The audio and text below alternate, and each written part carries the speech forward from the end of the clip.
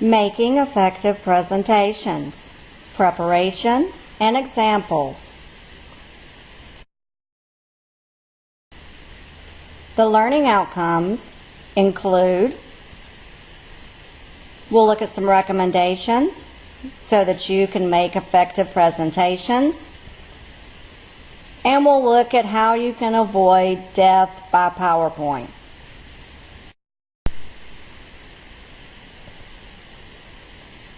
This quote, I thought, did a really good job of summarizing the importance of making presentations, particularly for IT professionals who are not known for their communication skills.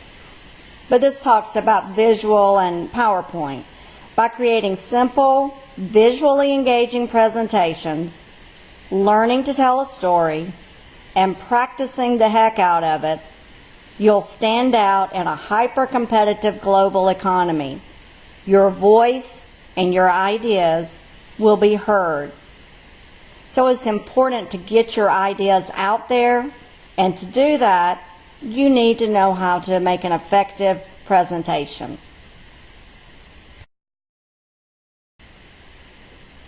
So let's look at a couple of ways or avoiding death by PowerPoint. You've all seen this where in this cartoon, it says on slide 473, you can clearly see blah, blah, blah, blah, blah. If you have 473 slides, you're not doing a good job of communicating because you need to keep it simple. Many experts recommend don't use bullets, or it's okay to use bullets, but don't make it look like the standard PowerPoint template that we've all seen 1,000 times. Do something to make your bullets or your presentation stand out. If you use bullets, make it so that it's making a point.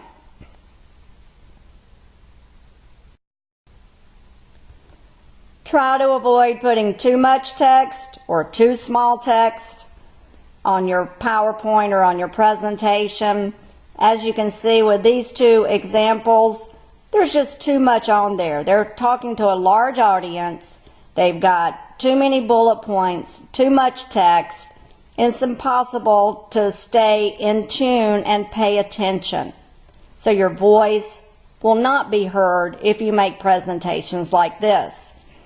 For this class, you're going to record a voiceover PowerPoint, and you need the same thing, particularly because you're not there to add the nonverbal component.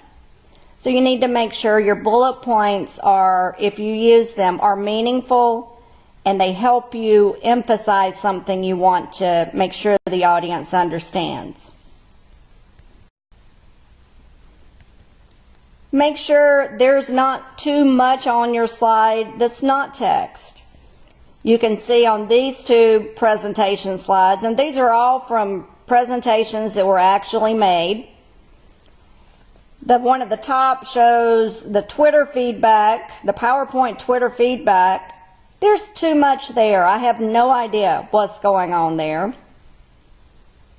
The one at the lower right shows some graph with so many little tiny bullet or sections that I can't possibly read it. So it did not make the point it intended to make, and it got me confused. So I start losing my train of thought. As a viewer, I don't understand your message.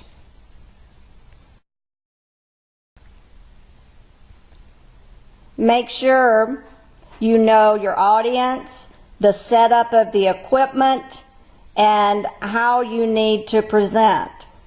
These two examples, the first one is hard to see because he's standing in front of the light, and the second one, it's got a lot on it, and it's hard to tell what's going on.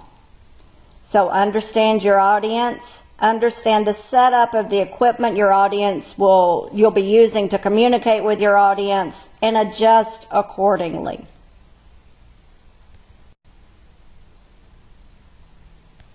You certainly don't want to confuse your audience, and maybe this first slide would make sense to someone who's taken calculus or a math major, there's just too much there even for that. And this one at the bottom, I have no idea what it's trying to show, but it has too much information on one slide. So graphics aren't always the answer if there's too much there. Don't be confusing, keep it simple. As I mentioned, you need to know your audience. Who is your presentation going to be delivered to? Who are they going to sit there and watch you, or are they going to watch a recorded presentation that has your voice on it? You need to know your audience and to set up around that. Most audiences, genuinely empathize with you. If you're in a class making a presentation, they probably have to present after you, and they want you to do well. They don't want you to flop because it makes everyone nervous. Most audiences are not going to try to put you on the spot and ask you a question, with the exception of politically charged audiences where that's what they're trying to do. Occasionally at an academic conference, you'll get a know-it-all who wants to make their point. If so, you just have to handle it. But most audiences are not going to do that to you. If you do have someone that is obnoxious and interrupts your presentation, you need to move on. You're in charge. Your presentation, move on. Say, I'll answer that later, we'll talk after the presentation. I'm moving on though, and move on. Your audience will actually help you if that person continues to be a distraction. So don't let a heckler take over your presentation. You're in charge. Handle it. If you deliver a joke, it might be that nobody laughs at it. If that's the case, move on. So you have to be prepared for failure if you do plan to use a joke in your presentation. If that happens to me, I usually make a joke at my own expense about how poor I am at delivering the joke or something to that effect, or I simply move on.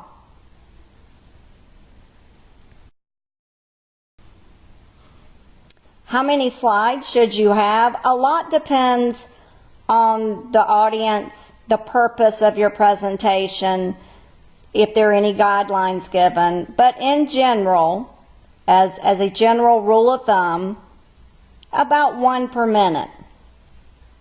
If you have a 10-minute presentation, about 10 slides. Now you may talk faster or slower than others, but make sure you follow the guidelines. The person's time is a precious resource, and they've agreed to give you a certain amount of it. Don't take more than your allotted time. In general, you don't want to take significantly less time than you've been allotted either. So you want to fall in the middle. Assume you're presenting to a board of directors and they have given you 7 to 10 minutes. Stay within the guidelines. If you're recording your presentation, there's no reason not to stay within your guidelines. The tendency when you make a presentation is to either talk much faster, so you finish sooner, or to think of a story as you're going along, and all of a sudden your presentation is 50% over the allotted time. If you practice beforehand, that won't happen to you. But about 1 slide per minute is a general rule of thumb. Work within your creative side and how you present as well. A general checklist. Know your audience. Very important for knowing the level that you're speaking, that you'll be using. If as a board of directors, you can assume they have some minimum level of competency. Try to avoid the standard PowerPoint with title and bullets. At least don't use it for your entire presentation. You can try something like Prezi if you like, or other programs. Prezi is one that gives you a slightly different perspective. But if you put the bullet points on Prezi, then you can make it look just like PowerPoint too. So you can use another tool. There is a learning curve involved with using other tools, and you have to be aware of that. Keep it simple. Don't put too much on a slide. Don't put confusing graphics, figures, tables on a slide. Keep it simple. Keep the colors to a minimum, with the exception of photographs or things like that that are in a certain group of colors. But keep it simple. There are some great speeches, some great presentations, and I wanted to point out 4 to you. I've given 2 Democrat and 2 Republican speeches. They're very short clips on all 4 of them, but to try to show that they're good speakers on both sides. I'm going to give you a link to the YouTube video that you can look at and hear the actual speech. First one is President Obama. His speech at the Democratic National Convention, where he said, "We're not a red state or a blue state, we're the United States." Many people argue that this speech is what got him elected president. This was a prepared speech that he had rehearsed and practiced and delivered to a group he knew would be receptive to what he was saying. So he knew his audience and he capitalized on that. His audience was also, however, people watching on TV who might not be as receptive and probably did not know who he was.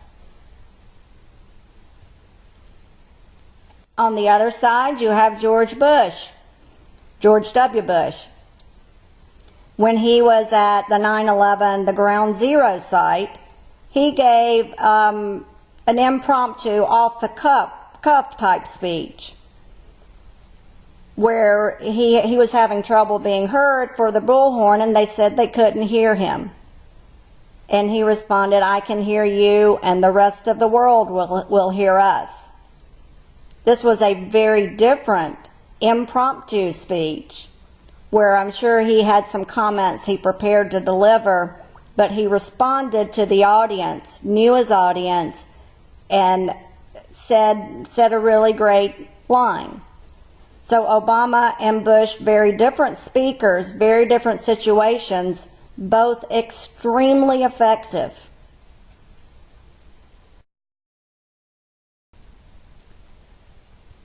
The third one we'll look at is President Reagan at the Brandenburg Gate. This was a prepared speech that he read from papers below him, where he read it. It had obviously been practiced, rehearsed. He knew his audience.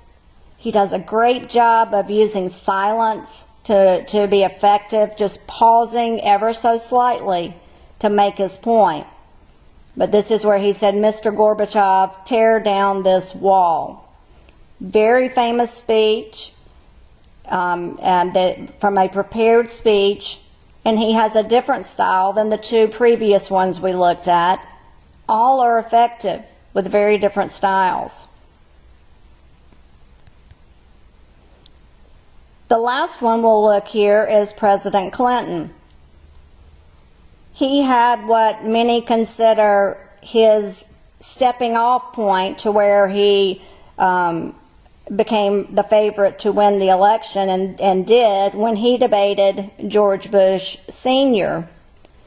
And after Bush responded to a question from the audience, they asked Clinton to answer the same question. And he comes out and walks toward the audience, walks toward the person who asked the question, and asks her for more personal details, and then relates it to his personal experience. This was a response to a question. He had to know questions like this were coming. They always do. So he had prepared remarks, but he adjusted so that the person felt like it was a very personal communication between between her and him. And another very effective speaker, very different. All four of these presidents were are very good speakers, and all very different. So take a look at the YouTube videos if you get a chance, and see how their styles differ depending on their audience and their own personal style and the situation where they were. If you can model some of the habits of any of these or other great speakers, I think you'll find you'll become more effective as well. To summarize, how do I improve my presentation skills? I present more. I read more. I watch others present more. I pick up tips everywhere as I'm watching things happen, as I'm watching people and how they react. I pick up tips and tricks, and I practice, and I do it again, and I get better at it. You do not have to be a born presenter, someone who loves to make presentations. You can hate it. If you present, you will get better at it. It can be learned. You want to design slides that complement your presentation style. You're going to have to explain each slide, so make sure you know your audience and the situation under which they're going to be watching your presentation, either at home or in person as you present. Where possible, avoid bullets and use pictures instead of words. We remember pictures better than we remember words.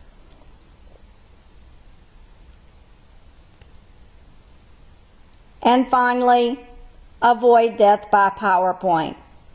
Sometimes you have format or guidelines where you have to use standard techniques for presenting the information.